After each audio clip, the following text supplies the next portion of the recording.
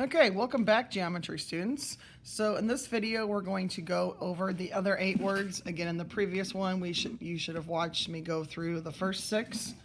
So again, now we're going to go through the other 8 here. So alternate interior angles are abbreviated ALT for alternate, INT for interior, and then of course we have our angle symbol.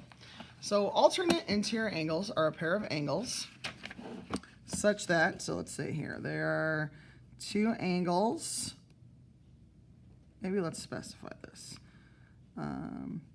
2 interior angles, because they have to be interior. Notice the word, interior angles. So 2 interior angles that are not non-adjacent and on opposite sides of the transversal. So again, they're not adjacent, they are interior, and they are on opposite sides of the transversal. So if I draw a picture, so we've got 1, 2, 3, and 4. So in this picture, angle 1 and angle 4 are alternate interior.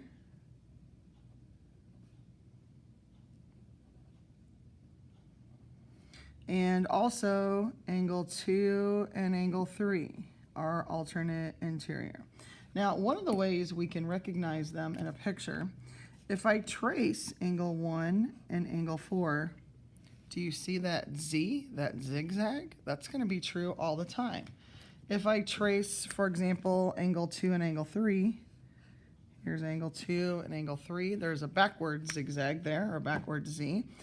So again, that's going to tell you, hopefully, that you have alternate interior angles in the picture. So they are 2 interior angles on opposite sides of the transversal, and again, they are non-adjacent. Okay, so if alternate interior angles are abbreviated ALT, INT for alternate interior, alternate exterior, we're going to abbreviate ALT for alternate, EXT for exterior, and again, of course, we have our angle symbol. Okay, so alternate exterior angles are 2, I'm just going to adjust the definition, 2 non-adjacent exterior angles on OPP for opposite, on opposite sides of the transversal. Okay, so if I draw a picture,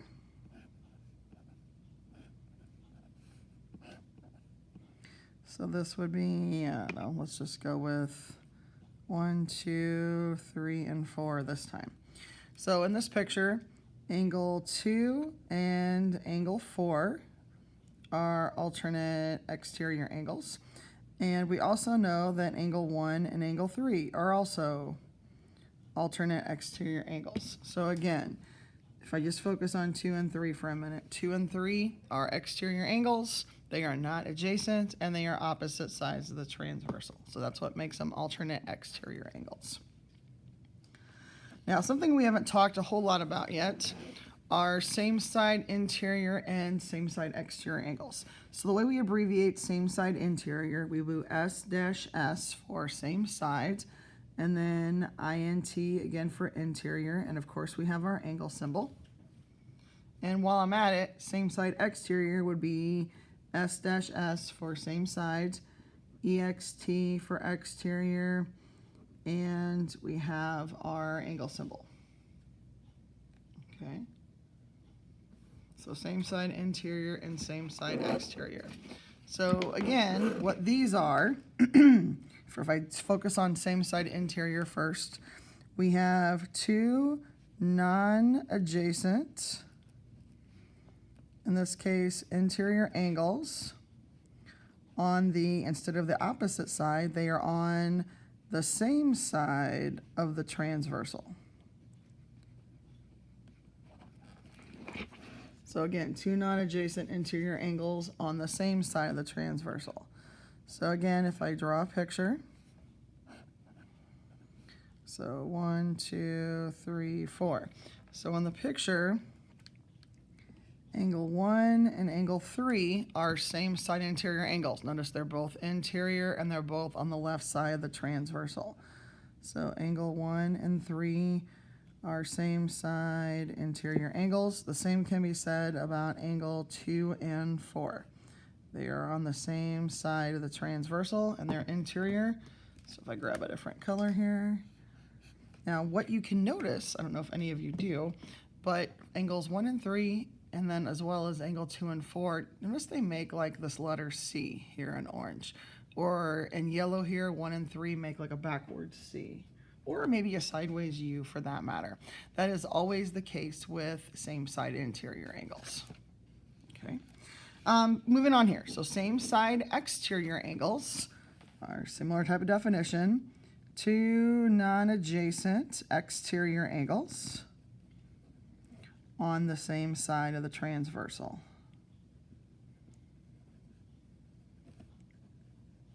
So again, instead of interior angles, they're exterior. And again, they have to be on the same side of the transversal.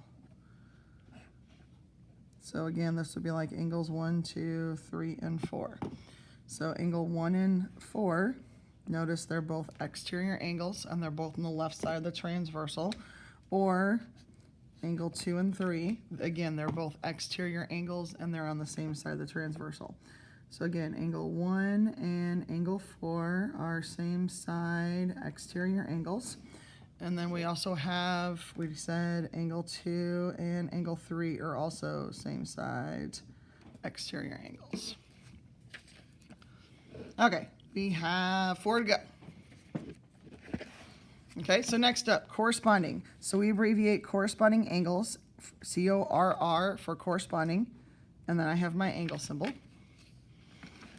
Okay, so corresponding angles by definition, there's different ways you can write it, but these are two angles in the same relative position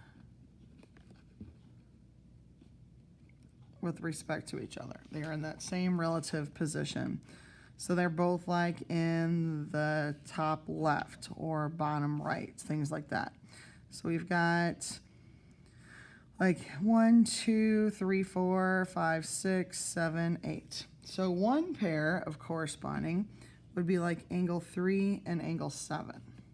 So angle 3 and angle 7 are corresponding angles. You could also say that 2 and 6 are. They're both in that top right. You could say 1 and 5 are corresponding. They're both in that top left. Or 4 and 8 are corresponding. They're both in that bottom left. But if I trace 3 and 7, did you notice that I made the letter F here? So anytime you see that letter F in a picture, you're going to see a pair of corresponding angles. So again, those are the two angles that are in the same relative position. Okay, moving on here. Complementary. You may have heard of complementary and supplementary in the past. We abbreviate complementary as COMP, and then we have our angle symbol. So complementary angles are two angles that have a sum of 90. Again, what does that mean? They add up to 90 when you add them together. Okay, so if I draw a picture, they could be adjacent, they might not be adjacent.